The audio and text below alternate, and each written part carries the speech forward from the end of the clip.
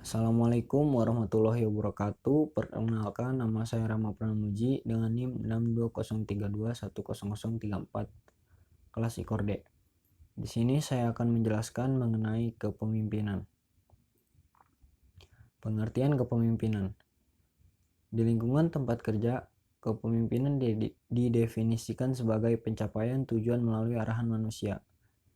Dan seorang pemimpin yang sukses bisa memahami, memotivasi orang dan meminta partisipasi karyawan dengan cara menggabungkan kebutuhan individu dan kepentingan orang lain dengan tujuan kelompok. 2. Kepemimpinan adalah suatu proses di mana seseorang mempengaruhi orang lain untuk mencapai tujuan dan mengarahkan organisasi dengan cara yang membuatnya lebih kohesif dan koheren. 3. Definisi lain, kepemimpinan adalah proses di mana seorang individu mempengaruhi sekelompok individu untuk mencapai tujuan bersama. 4. Militer Amerika Serikat telah mempelajari kepemimpinan secara mendalam.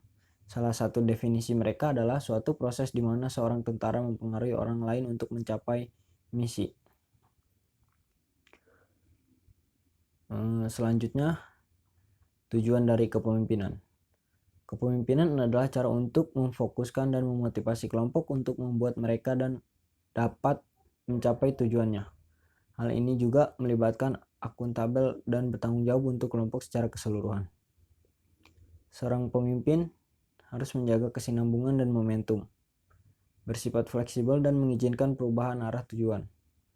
Idealnya, seorang pemimpin harus ada beberapa langkah di depan tim mereka, tapi tidak terlalu jauh.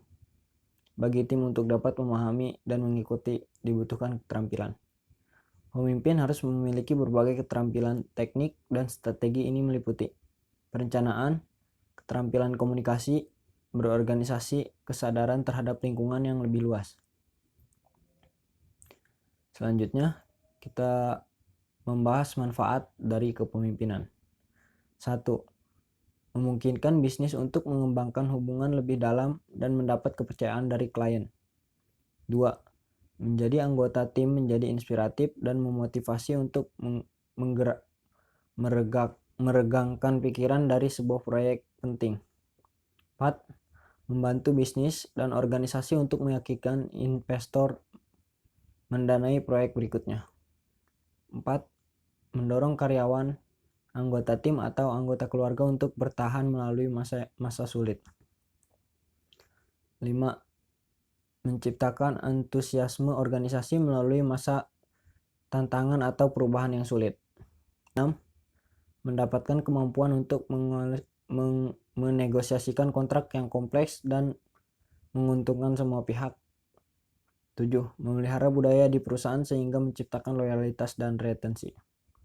Secara keseluruhan, kepemimpinan membantu kelompok dan organisasi membangun kesepakatan di sekitar tujuan bersama, meningkatkan kerjasama antara anggota tim dan rekan-rekan, akhirnya mencapai sukses yang lebih besar. Selanjutnya kita membahas teori kepemimpinan, yaitu 1. Ada teori Gertman, manusia hebat.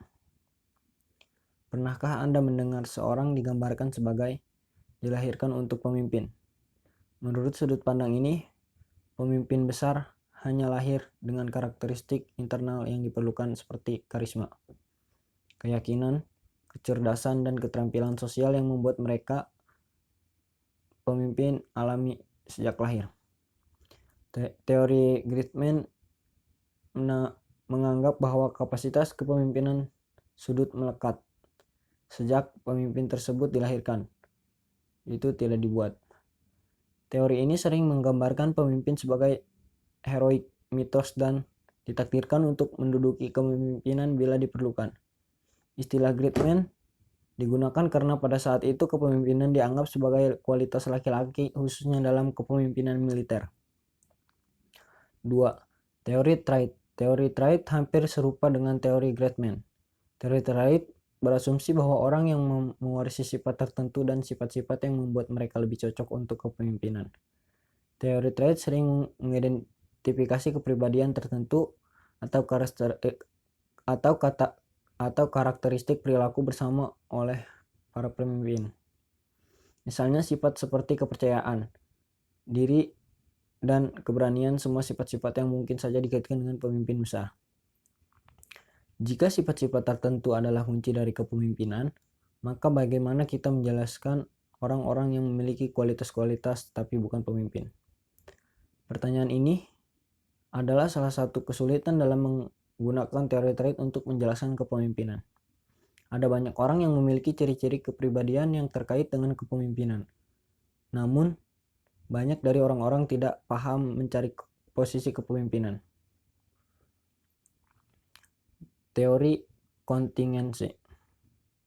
Teori kontingensi fokus pada variabel tertentu berkaitan dengan lingkungan yang mungkin menentukan gaya tertentu dari kepemimpinan yang paling cocok untuk situasi tertentu.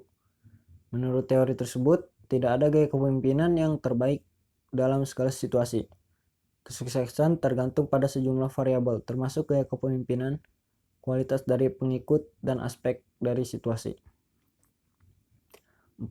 Teori situasional. Teori situasional mengusulkan bahwa pemimpin memilih tindakan yang terbaik berdasarkan variabel situasional. Gaya kepemimpinan yang berbeda mungkin lebih tepat untuk jenis pengembalian keputusan tertentu. Misalnya, dalam situasi di mana pemimpin adalah anggota yang paling berpengetahuan dan berpengalaman dari kelompok, gaya otoriter mungkin paling tepat. Dalam kasus lain, di mana anggota kelompok memiliki keahlian dan keterampilan, gaya demokratis akan lebih efektif. Selanjutnya, kesimpulan. Kata pemimpin. Kepemimpinan serta kekuasaan memiliki keterkaitan yang tak dapat dipisahkan. Karena untuk menjadi pemimpin bukan hanya berdasarkan suka satu sama lainnya, tetapi banyak faktor. Pemimpin yang berhasil hendaknya memiliki beberapa kriteria tergantung pada sudut pandang atau pendekatan yang digunakan. Apakah itu kepribadiannya, keterampilan, bakat, sifat-sifat, atau kewenangan yang dimiliki, yang mana nantinya sangat berpengaruh terhadap teori maupun gaya kepemimpinan yang akan diterapkan. Rahasia utama kepemimpinan adalah kekuatan terbesar seorang pemimpin bukan hanya dari kekuasaannya, bukan kecerdasannya, tetapi dari kekuatan pribadinya. Seorang pemimpin sejati selalu bekerja keras memperbaiki dirinya sebelum sibuk memperbaiki orang lain. Pemimpin bukan sekedar gelar atau jabatan yang diberikan dari luar, melainkan sesuatu yang tumbuh dan berkembang dari dalam diri seorang. Kepemimpinan lahir dari proses internal, leadership from the inside out. Nah, sekian penjelasan saya mengenai kepemimpinan. Kurang lebihnya mohon maaf. Wabillahi taufiq wal hidayah. Wassalamualaikum warahmatullahi wabarakatuh.